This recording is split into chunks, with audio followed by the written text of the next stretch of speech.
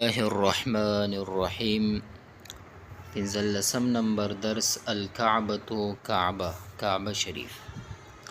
وذهب اولاړو ابراهیم علیه السلام وعاد او واپس شو بعد ذلك پس لدینا واراد او اراده وکا ان یبنی دا چې جوړ کی بیتن کور لله د پاره د الله وکانت البیوت وو کورونا کثیرة ډیر وما کان او نو بیت کور لله د پاره د الله یعبدون چې عبادتو کی خلق فيه پاغه کی الله د الله. لاړو ابراهیم علیه السلام مبارک او واپس شو پس لدینا او اراده وکا چې دا چې جوړ کی کور د الله د پاره کوئی کورونه خو ډیرو او داسې یو کور نو چې باغ کې د الله جل شانه عبادت کې دی.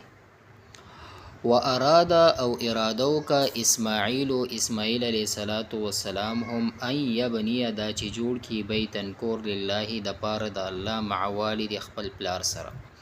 و اراده اسماعیل ان یبنی بیتن لله مع والده او ارادو که اسماعیل علیہ السلام دا چې جوړ کی کور د پاره د الله د خپل والد سیب سره.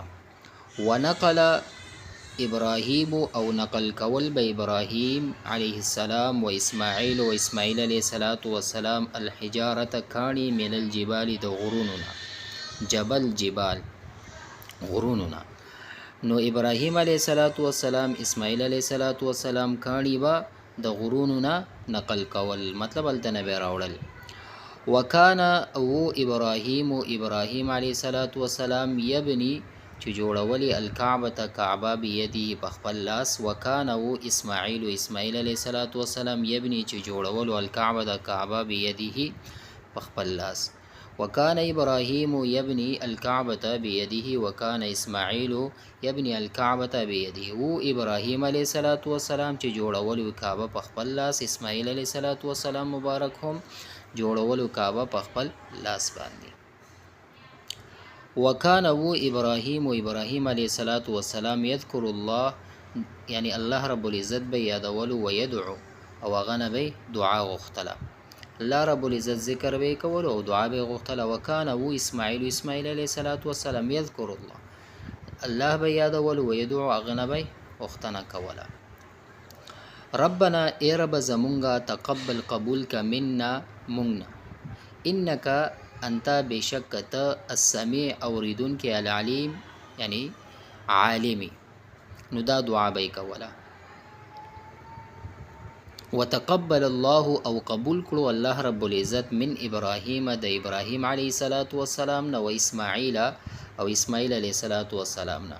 وبارک او برکت واجولو فی الکعبه پکعبه کی.